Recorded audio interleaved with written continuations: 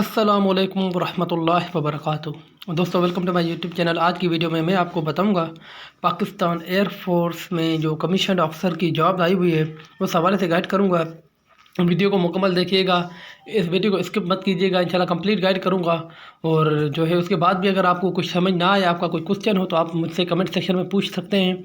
तो मैं आपको इस वीडियो में मुकम्मल जो इसका इंट्रो है, एडवर्टाइजमेंट के बारे में बताऊंगा कि आपको आप क्राइटेरिया क्या है, तरीक़ेकार क्या है। उसके बाद मैं नेक्स्ट वीडियो बनाऊंगा कि आप ऑनलाइन अप्लाई किस तरह कर सकते हैं। तो वीडियो स्टार्ट करते हैं। अगर चैनल पर नए हैं तो चैनल को सब्सक्राइब करें, लाइक करें और साथ ही साथ बेल आइकॉन पर क्लिक करें ताकि मेरे हर नए आने वाले वीडियो की नोटिफिकेशन आपको मिलती रहे और आप जो लास्ट डेट से पहले पहले उस वैकेंसी से बाखबर हो सके। तो सबसे पहले हमारे पास आ जाता है ये जो पाकिस्तान एयरफोर्स में कमीशन ऑफिसर की जॉब आई हुई है। बहुत ही ज़बरदस्त जॉब है और कमीशन ऑफिसर की जॉब है, परमानेंट जॉब है। तो आप इसको ज़रूर अप्लाई करें और इसके लिए कोशिश यही करेंगे थोड़ी बहुत प्रिपरेशन करके जाएं। और अगर आपको इस टेस्ट के हवाले से किसी भी किस्म की कोई गाइडलाइन चाहिए, क्वेश्चंस चाहिए, जो भी कुछ आपको चाहिए तो आप मुझसे पूछ सकते हैं। मैं आपको कंप्लीट गाइड करूँगा। अगर आपको क्वेश्चन चाहिए तो वो भी मैं आपको प्रोवाइड कर लूँगा, आपको पूरा गाइड कर लूँगा मुकम्मल। लेकिन ये है कि मेरे चैनल को सब्सक्राइब करें ताकि मेरी भी इंकरेजमेंट हो जाए। और तो यहाँ पे सबसे पहले हमारे पास आ जाता है कि candidate must be in possession of NADRA smart card. तो ये मैं बात आपको यहाँ पे ही बता दूँ कि अगर आपके पास स्मार्ट कार्ड नहीं है तो आप ऑनलाइन अप्लाई तो कर सकते हैं, लेकिन वो टेस्ट आपसे नहीं लेंगे, क्योंकि स्मार्ट कार्ड जिनके पास होगा या फिर NIC कार्ड जिनके पास होगा वही टेस्ट देने के अहल होंगे। बाकी ये टेस्ट ऑनलाइन अप्लाई हो जाता है बेफॉर्म पे भी, लेकिन वो स्मार्ट कार्ड के बगैर टेस्ट नहीं लेते। तो सबसे पहले हमारे पास आ जाता है जनरल ड्यूटी यानी GD पायलट जिसको हम बोलते हैं। तो इसके लिए जो आपकी एज है वो 16 से 22 साल होनी चाहिए। और जो है मेल अप्लाई कर सकते हैं इसके लिए। और जो अनमेरिड होनी चाहिए आपका, आप अनमेरिड जो मैरिटल स्टेटस है, हाइट आपकी 5 फीट 4 इंच होनी चाहिए कम से कम, यानी 163 सेंटीमीटर। और विजन जो है यानी आई साइड जो है वो 6/6 होनी चाहिए विदाउट ग्लासेस। एजुकेशन क्वालिफिकेशन आपकी होनी चाहिए 60% मार्क्स होने चाहिए आपके। FSC आपकी होनी चाहिए, लेकिन FSC कौन सी? प्री इंजीनियरिंग, प्री मेडिकल या कंप्यूटर साइंस। यानी अगर आपकी प्री इंजीनियरिंग में FSC है फिर भी आप अहल के हैं, प्री मेडिकल में है फिर भी आप अप्लाई कर सकते हैं। अगर आप कंप्यूटर साइंस में आपने FSC की है तो फिर भी आप अप्लाई कर सकते हैं। और जो परसेंटेज होनी चाहिए FSC में आपकी वो 60% होनी चाहिए। और उसके बाद A लेवल है अगर आपकी फ़िज़िक्स, मैथ, कंप्यूटर साइंस या बायोलॉजी में, फिर भी आप अप्लाई कर सकते हैं। अगर आपकी FSC with physics and any 2 subjects यानी मैथ, स्टैटिक्स या कंप्यूटर साइंस या बायोलॉजी में है, फिर भी आप अप्लाई कर सकते हैं। और उसका जो ट्रेनिंग पीरियड है वो 4 साल का है। और जो है जो डिग्री आपको दी जाएगी तो वो BS डिग्री दी जाएगी एविएशन मैनेजमेंट की।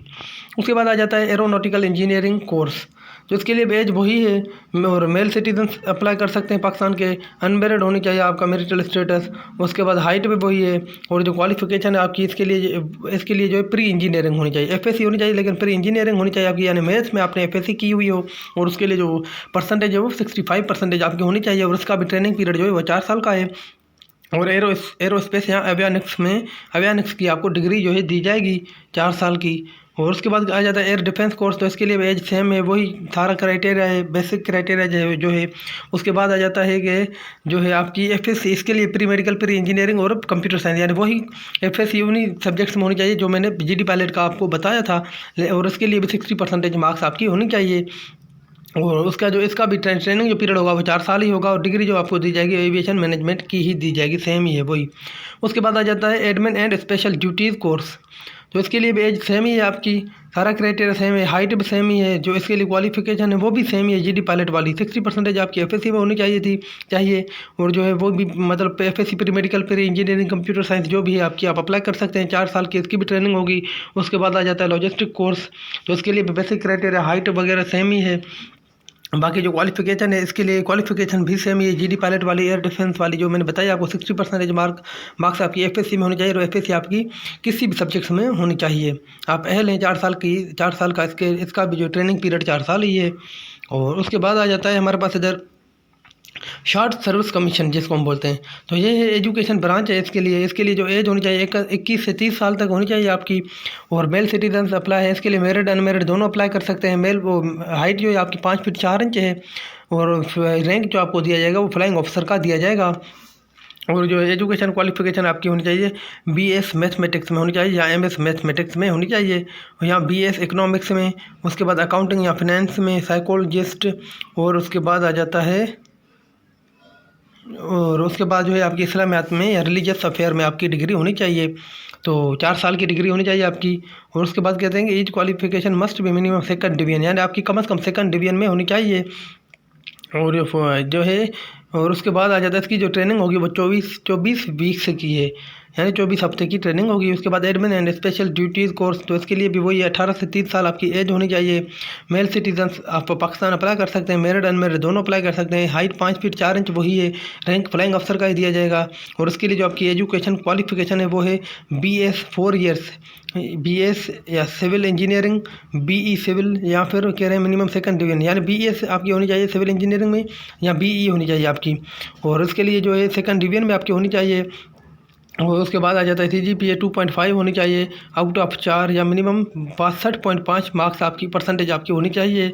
और इसके लिए जो है qualification FSC, each qualification must have FSC background, यानी ये कह रहे हैं कि आपकी जो क्वालिफिकेशन है इसके लिए जो बैकग्राउंड आपका होना चाहिए वो FSC का होना चाहिए। FSC के बेस पे ही आपने, FSC के बाद ही आपने ये किया हुआ हो। और उसके बाद आ जाता है हमारे पास जो ट्रेनिंग पीरियड है वो 24 वीक का ही होगा इसका भी।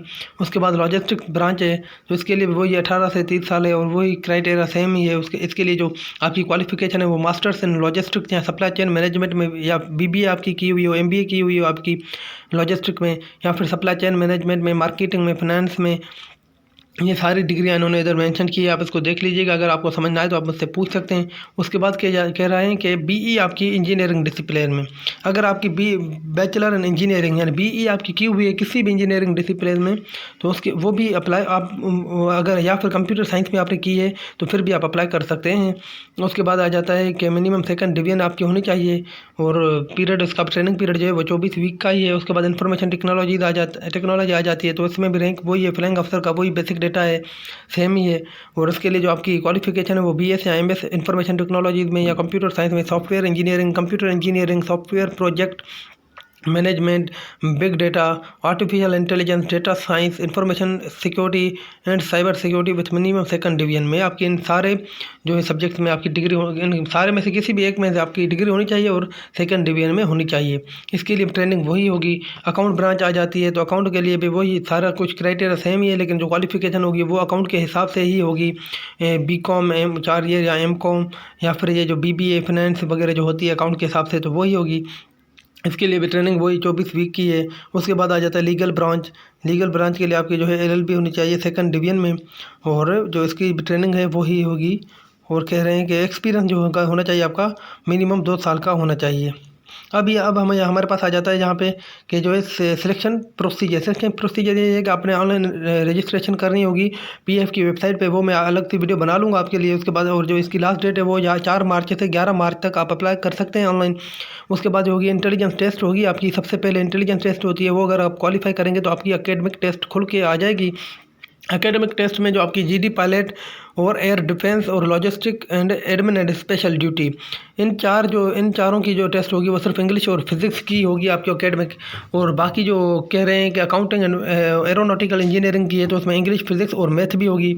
और जो है CSC 131 जो होगी, इसके लिए जो एकेडमिक टेस्ट आफ्टर 11 सब्जेक्ट, यानी जो शार्ट सर्विस कमीशन थी उनके लिए जिस भी सब्जेक्ट में आपने जो डिग्री की है तो उस सब्जेक्ट से रिलेटेड सवाल आपके पास आएंगे। उसके बाद आ जाता है इनिशियल मेडिकल आपका होगा सिलेक्शन सेंटर पे ही होता है। उसके बाद शॉर्ट लिस्टेड कैंडिडेट को ISSB के लिए बुलाया जाता है। 5 दिन का ISSB टेस्ट होता है।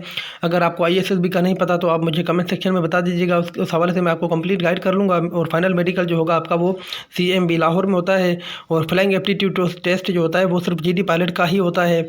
और उसके बाद इंटरव्यू होगा AHQ स्पेशल सिलेक्शन बोर्ड से। और उसके बाद जो फाइनल सिलेक्शन होगी वो हेडक्वार्टर करेगा मेरिट बेस पे। ये कह रहे हैं not appearing candidate are also eligible to apply provided they have obtained 65% marks in FSC A level part 1। और हाँ, तो यहाँ पे ये कह रहे हैं कि अगर आप जो है होप सर्टिफिकेट पे भी आप अप्लाई कर सकते हैं। होप सर्टिफिकेट का ये मतलब है कि अगर आपने फर्स्ट ईयर की हुई है, फर्स्ट ईयर में आपकी 65% है, तो आप अगर अप्लाई करना चाहें तो आप फिर फर्स्ट ईयर के बेस पे अप्लाई कर सकते हैं। उसके होप सर्टिफिकेट मिलता है, जो आपका इंस्टीट्यूट है जहाँ से आप डिग्री कर रहे हैं उसका जो हेड है वो होप सर्टिफिकेट आपको बना के स्टैम्प लगा के देगा कि जी भाई इसने जो है मतलब FSC की हुई है, फर्स्ट FSC पार्ट 1 किया हुआ है इतनी % मार्क्स के, और हमें होप है कि ये सेकंड ईयर में भी इसकी % इतनी ही होगी। तो इस हिसाब से होप सर्टिफिकेट बनता है, तो वो आप बनवा के स्टेम लगवा के लेके जा सकते हैं और आप अप्लाई कर सकते हैं, टेस्ट दे सकते हैं। तो उसके बाद ये आ जाता है हमारे पास जो फ्यूचर इनके प्रॉस्पेक्टस होंगे, जो फैसिलिटीज़ वगैरह होगी वही है। और जो इसके बाद हमारे पास ये जो सिलेक्शन सेंटर है उनकी सारी लिस्ट इन्होंने दी हुई है। तो वीडियो हमारी यहाँ पे मुकम्मल होती है। अगर इस पूरी वीडियो में आपको कोई भी क्वेश्चन है तो आप मुझसे कमेंट सेक्शन में पूछ सकते हैं। मिलते हैं नेक्स्ट वीडियो में, तब तक के लिए अल्लाह हाफिज़।